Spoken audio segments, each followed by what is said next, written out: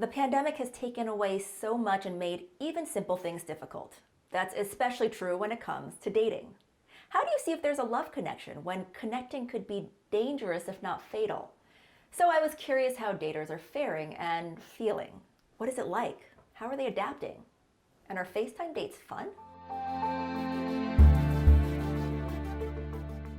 My dating situation in the pandemic, well, it's been a ride. I was on every app you can think of, and I just was not finding like a connection that was worthy enough for me to leave my apartment during this pandemic to go and meet someone. DEANNA moved into her New York City apartment with her best friend on March 1st of 2020. We all know what happened next. We were like, we're gonna take this city by storm March 1st. We're gonna date, we're gonna do it. Like, yeah.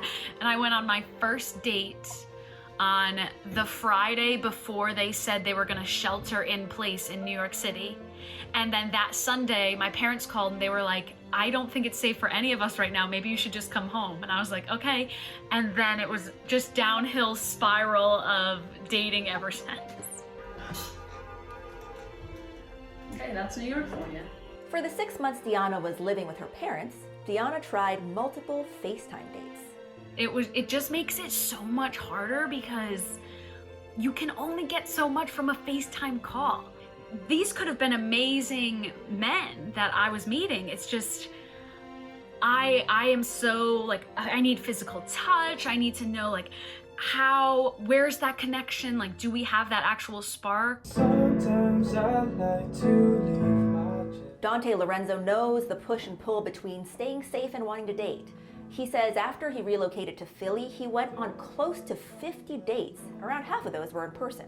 I was so reckless. I was so reckless when I moved to Philly. Like, I just came here and I was like, oh, let's meet at El Vez, or let's meet at Park, or let's meet here, and you know, we'll get tacos and margs. And I didn't think anything of it. I was just like, as long as I'm wearing a mask 6 feet apart, we're sitting at a table, we're eating, who cares? Here are the results. But then he caught COVID.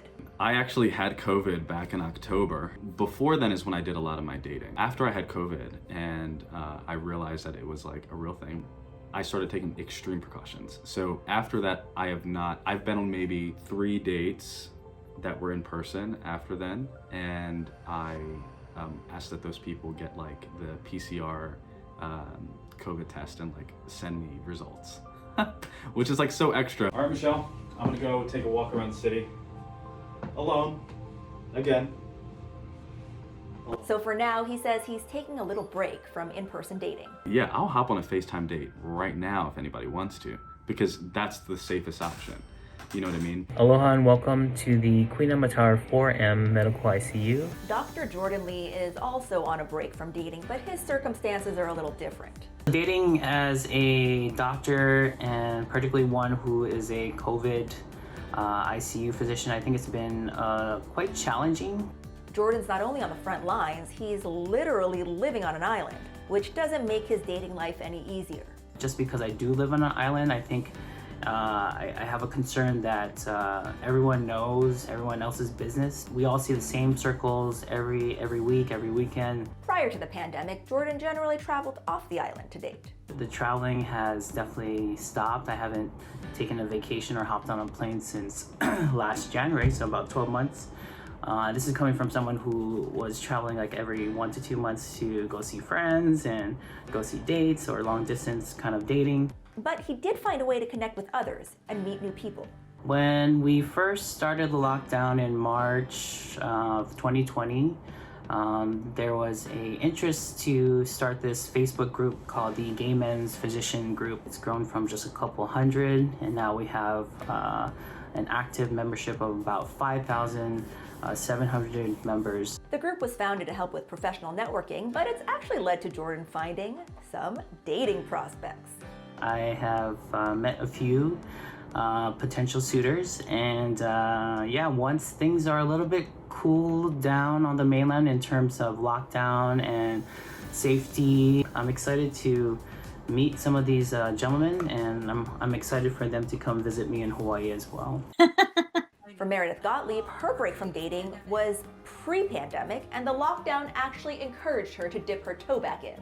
I had been single over a decade, very little dating, and I had done online dating and not really had any success.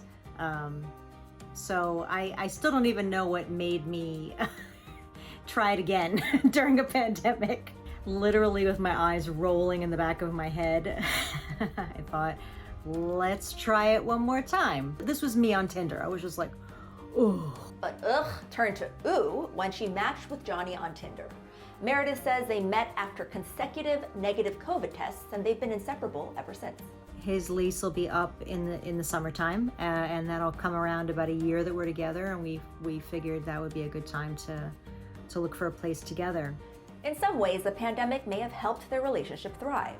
In the past, when I had tried, the dating apps, I was often annoyed by sort of the rush to immediately like, oh, let's meet. I say that in some ways I think the pandemic, helped things in that way. So it's good. I'm excited, and there's a part of me that's like, well, 2020 was really not good, but if I met the love of my life, then